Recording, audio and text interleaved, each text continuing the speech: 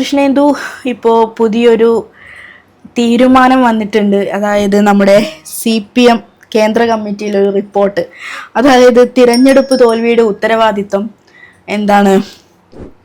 ഏറ്റെടുക്കണമെന്ന് പറഞ്ഞിട്ടാണ് അതിന്റെ റിപ്പോർട്ട് വന്നിട്ടുള്ളത്. അവസാനം കേന്ദ്രവും കൈയൊഴിഞ്ഞു എന്ന് വേണമെങ്കിൽ പറയാം. അതെ അതെ. ഇപ്പോ നമ്മുടെ നാട്ടിലൊരു 10 വർഷം നീണ്ട ഭരണം CPM കാഴ്ചവെച്ചു. മറ്റ് സംസ്ഥാനങ്ങളിലൊന്നും ഇല്ലാത്ത രീതിയിലുള്ള ഭരണം CPM നേതൃത്വത്തിൽ ഇവിടെ LDF ഇവിടെ കാഴ്ചവെക്കുന്ന ഒരു നിലയുണ്ട്. ഇപ്പോൾ നാമമാത്രമായി CPM ഒതുങ്ങിപ്പോകുന്ന പശ്ചാത്തലത്തിലാണ് കേരളത്തിൽ 10 വർഷം അവർ ഒരുമിച്ച് ഭരിക്കുന്നത്. പക്ഷേ ഇക്കഴിഞ്ഞ തെരഞ്ഞെടുപ്പിൽ വലിയ പരാജയം ഏറ്റുവാങ്ങേണ്ടി വന്ന പാർട്ടിയാണ് CPM. അതിന് പൂർണ്ണ ഉത്തരവാദിത്തം CPM ഏറ്റെടുക്കണം എന്നാണ് ഇപ്പോൾ കേന്ദ്ര കമ്മിറ്റി ഉൾപ്പെടെ വിമർശനമായി മുന്നോട്ട് വന്നിരിക്കുന്നത്. ശരിയാണ്. ഇതിനി ആരുടെ മേൽ പഴിചാരും എന്നതൊരു ചോദ്യം.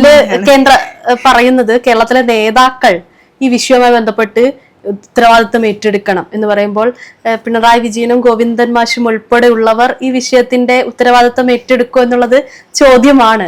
കൂടാതെ അവർക്കെതിരെ എന്തെങ്കിലുമൊക്കെ ഒരു പ്രശ്നമില്ലാതെ കേന്ദ്രത്തിനും അങ്ങനെ പറയാൻ പറ്റില്ല. അവരും അതിലൊരു ഉൾപ്പെടുന്ന ഒരാളാണ് എന്ന് വേണമെങ്കിൽ ഇതിനെ അങ്ങനെ പറയാമല്ലോ. 100-നടുത്ത് സീറ്റ് ഉണ്ടായിരുന്നതിൽ നിന്ന് വളരെ ചുരുക്കം 35 വളരെ ചുരുക്കം വലിയൊരു സംഖ്യയുടെ ഇടിവായിരുന്നു ഈ കഴിഞ്ഞ ഇലക്ഷനിൽ നമ്മൾ കാണാൻ സാധിച്ചത്. കൂടാതെ അവരുടെ ഇലക്ഷൻ പ്രചാരണത്തില് അവര് വളരെ പ്രതീക്ഷയോടുകൂടിയായിരുന്നു അവര് ആ ഒരു തിരഞ്ഞെടുപ്പിനെ കണ്ടിട്ടുണ്ടായിരുന്നത്. ആരുണ്ട് LDF അല്ലാതെ എന്ന് ചോദിച്ചപ്പോൾ UDF LDF അല്ലെങ്കിൽ ഞങ്ങളുണ്ട് എന്ന് പറഞ്ഞുകൊണ്ട് അധികാരത്തിൽ ഇടതുണ്ടെങ്കിലേ ഇന്ത്യയുള്ളൂ എന്ന് പറഞ്ഞപ്പോ അതിനുശേഷം അത് വലിയ ട്രോളൊക്കെ ആയിട്ടുണ്ടായിരുന്നല്ലോ. ഇന്ന് UDF അധികാരത്തിൽ ഏൽക്കുന്ന വളരെ ചരിത്ര വിജയം നേടി UDF അധികാരത്തിലേറ്റ് ഭരണം മുന്നോട്ട് കൊണ്ടുപോകുന്ന സമയത്താണ് കേന്ദ്ര കമ്മിറ്റി പോലും കേരളത്തെ തള്ളിപ്പറയുന്ന ഈ ഒരു സ്ഥിതി. അതിപ്പോ കേരളത്തിലെ ഈ ഒരു പാർട്ടിക്ക് വലിയൊരു തിരിച്ചടി കൂടി, അല്ലെങ്കിൽ ഒരു അടി കിട്ടിയ പോലെയാണ് നമുക്ക് നോക്കിക്കാണാൻ പറ്റുന്നത് ശരിക്കും. അത് മാത്രമല്ല, ഈ ഇലക്ഷനുമായി ബന്ധപ്പെട്ട് ഒരുപാട് വാർത്തകൾ CPM-ന് ഒരുപാട് പ്രശ്നങ്ങൾ നേരിടേണ്ടി വന്നു. പക്ഷെ അതിനെ ഒരു തരത്തിൽ പോലും ഭയപ്പെട്ടിരുന്നില്ല എന്ന് വേണമെങ്കിൽ പറയാം. ആലപ്പുഴയിൽ പാർട്ടിയുടെ മുതിർന്ന നേതാവ് G. സുധാകരൻ ഇടഞ്ഞു നിൽക്കുമായിരുന്നു. അതുപോലെ കണ്ണൂര് നോക്കുകയാണെങ്കിൽ TK ഗോവിന്ദനും കുഞ്ഞികൃഷ്ണനും ഒക്കെ ഇതിനെതിരെ നിരന്തരം സംസാരിച്ചിരുന്നവരാണ്. MV ഗോവിന്ദൻ മാഷിന്റെ ഭാര്യയെ അവിടെ മത്സരിപ്പിക്കരുത് എന്ന് നിരന്തരം പറഞ്ഞിരുന്നവരാ. പക്ഷെ അതിനൊന്നും വില കൊള്ളാതെ, അതിനൊന്നും കേൾക്കാതെ, കൂടാതെ രക്തസാക്ഷി ഫണ്ട് ആരോപിച്ചു പറയുന്ന നമ്മുടെ മധുസൂദനൻ വീണ്ടും അവിടെ MLA ആയി മത്സരിപ്പിച്ചു എന്ന് തന്നെ വലിയൊരു പ്രശ്നമായിട്ട് പലരും പറഞ്ഞിട്ടുണ്ടായിരുന്നു. ഇവർ ഇതുകൊണ്ട് എന്താണ് ഉദ്ദേശിച്ചത് എന്നറിയില്ല. കാരണം അങ്ങനെ ഒരു തെറ്റവർ ചെയ്തിട്ടുണ്ടോ ഇല്ലയോ എന്നല്ല, ആരോപണങ്ങളെ വകവെക്കാതെ അത് മറച്ചു വെക്കാൻ വീണ്ടും നമ്മൾ പറയുന്ന ഒരു കാര്യമാണ് ധാർഷ്ട്യം എന്ന. ധാർഷ്ട്യത്തിനൊരു കുറവും ഇപ്രാവശ്യത്തെ ഇലക്ഷൻ ഉണ്ടായിരുന്നില്ല എന്ന് വേണമെങ്കിൽ പറയാൻ സാധിക്കും. അപ്പോൾ ഈ ഒരു സമയത്താണ് കേന്ദ്ര കമ്മിറ്റി തന്നെ കേരളത്തെ കൈവിടുന്ന ഒരു സ്ഥിതി ഉണ്ടായിരുന്നത്. ഇനി വരുന്ന പ്രതികരണങ്ങൾ എങ്ങനെയായിരിക്കും എന്നുള്ളത് നോക്കിക്കാണേണ്ട ഒരു വസ്തുതയാണ്. കേരളത്തിലെ നേതാക്കൾ ഉൾപ്പെടെ പ്രതികരിച്ചിരുന്നതിൽ വലിയ മാറ്റമൊന്നും ഉണ്ടായിരുന്നില്ല. അതായത് അവരിതിനെ വളരെ നിസ്സംഗമട്ടിലാണ് പ്രതികരിച്ചിട്ടുണ്ടായിരുന്നത്. ആരും ഇതിന്റെ ഉത്തരവാദിത്തം ഏറ്റെടുക്കുന്ന ഒരു നിലയുണ്ടായില്ല.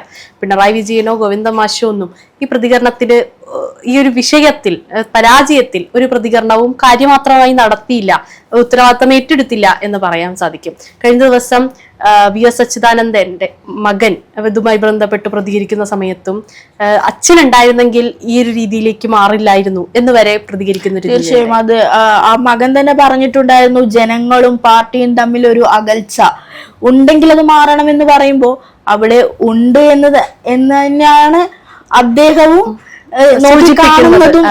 സൂചിപ്പിക്കുന്നതൊക്കെ. അപ്പോ അങ്ങനെ ഒരു പ്രശ്നം ഉണ്ടായത് കൊണ്ട് തന്നെ ആയിരിക്കാം ഈ കഴിഞ്ഞ ഇലക്ഷനിലെ തോൽവി എന്ന് പറയുന്നത്.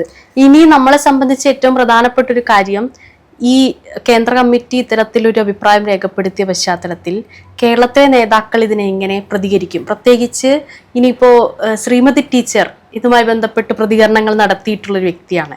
തിരുത്തേണ്ടവർ തിരുത്തണം എന്ന് പറഞ്ഞിട്ടുള്ള ഒരാളാണ് ശ്രീമതി ടീച്ചർ.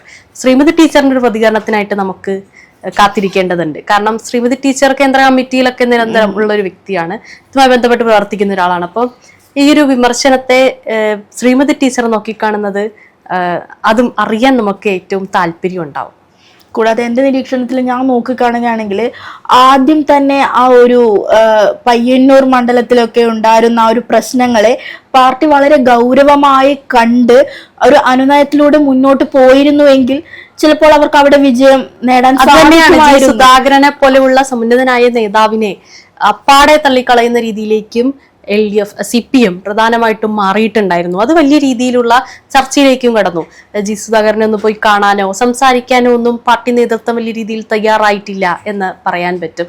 അങ്ങനെ നിരവധി വിഷയങ്ങളൊക്കെ നിൽക്കുന്ന സമയത്താണല്ലോ ഈ ഇലക്ഷന്റെ ബന്ധപ്പെട്ട് വരുന്നത്. അപ്പോൾ ജനങ്ങൾ ഇവരെ അപ്പാടെ തള്ളിക്കളഞ്ഞു എന്ന് പറയാൻ പറ്റും. എനിക്ക് തോന്നുന്നു കേന്ദ്ര കമ്മിറ്റിയും അത് മനസ്സിലാക്കിയിട്ടുണ്ട് എന്ന്. ഒരു അനുനയ ശ്രമം ഒന്നും ഇല്ലാതെ തന്നെ ആരെയും ഞങ്ങൾക്ക് വേണ്ട, പോകുന്നവർ പൊക്കോട്ടെ എന്ന രീതിയിൽ ഇപ്പോഴാണെങ്കിലും നിരന്തരം CPM സംസാരിക്കുന്നത് വർഗവഞ്ചകർ എന്നതാണ്. പാർട്ടിയിൽ നിന്ന് പുറത്തു പോകുന്നവരെല്ലാം, പാർട്ടിക്കെതിരെ സംസാരിക്കുന്നവരെല്ലാം വഞ്ചകരായി മാറുന്ന ആ രീതിയിലേക്കാണ് പാർട്ടി ചിത്രീകരിച്ച് വെക്കുന്നത്. തീർച്ചയായും ഇന്നലെ പാലോളി മുഹമ്മദ് കുട്ടി പറഞ്ഞൊരു സ്റ്റേറ്റ്മെന്റ് ഉണ്ട്. എന്താണ്, വളരെ മോശമായ രീതിയിലായിരുന്നു കുഞ്ഞികൃഷ്ണനെയും ഗോവിന്ദനെയൊക്കെ പറഞ്ഞിട്ടുണ്ടായിരുന്നത്. പരനാറി, അത് പറയാൻ കുറച്ച് ബുദ്ധിമുട്ടുണ്ടായതുകൊണ്ടായിരുന്നു. അതായത് എന്ത് പരനാറികളായാലും ഏത് തമ്പ്രാക്കന്മാരായാലും ജനങ്ങൾ ഏറ്റെടുത്താലും പാർട്ടി ഇനി ഏറ്റെടുക്കില്ല എന്ന് പറയുന്നത് എത്ര നിസ്സാരമായിട്ടാണ് അതിനെ തള്ളിക്കളയുന്നത് എന്ന് നോക്കണം. കാരണം ഇത്രയും നാളും പാർട്ടിയുടെ കൂടെ പ്രവർത്തിച്ചിരുന്ന ഒരാൾ ഒരു തെറ്റ് ചൂണ്ടിക്കാണിക്കുമ്പോൾ അത് അംഗീകരിക്കാതെ അവര് പോയാൽ പോകട്ടെ എന്നുള്ളൊരു ധാർഷ്ട്യമാണ്. അതാണ് അതിലൂടെ നമുക്ക് കാണാൻ സാധിക്കുന്നത്. അത് ഇത്രയും പബ്ലിക്കായി വന്ന് പറയുമ്പോൾ വീണ്ടും ഈ പാർട്ടിയുടെ മറ്റൊരു മുഖം, അല്ലെങ്കിൽ ആ ഒരു ക്രൂര മുഖമാണ് നമുക്ക് ജനങ്ങൾ കാണുന്നത്. ഇതും ഒരു വലിയൊരു തിരിച്ചറിയേണ്ട ഒരു കാര്യം തന്നെയാണ് പാർട്ടി. അതുപോലെ തന്നെ ജ്യോതിക, ഈ വിഷയവുമായി ബന്ധപ്പെട്ട് ഇപ്പോൾ തിരഞ്ഞെടുപ്പ് റിസൾട്ട് വന്നതിനൊക്കെ ശേഷം CPIM ബന്ധം അത്ര നന്നായിട്ടല്ല മുന്നോട്ട് പോകുന്നത്. അതുപോലെ മറ്റ് ഘടകകക്ഷികൾക്കുൾപ്പെടെ LDF മറ്റ് ഘടകകക്ഷികൾക്കുൾപ്പെടെ ഇതിലൊരു പ്രശ്നം ഉണ്ട് എന്നത് നമുക്ക് പല വാർത്തകളിൽ നിന്നും മനസ്സിലാക്കുന്ന ഒരു കാര്യമാണ്. ഇനി അവരുൾപ്പെടെ, ഇപ്പൊ ജോസ് കെ മാണി ഉൾപ്പെടെ, ബിനോയ് വിശ്വം ഉൾപ്പെടെ എങ്ങനെയാണ് ഇതിനെ പ്രതികരിക്കുന്നത് എന്നുള്ളത് നോക്കിക്കാണേണ്ട ഒരു വസ്തുത തന്നെയാണ്.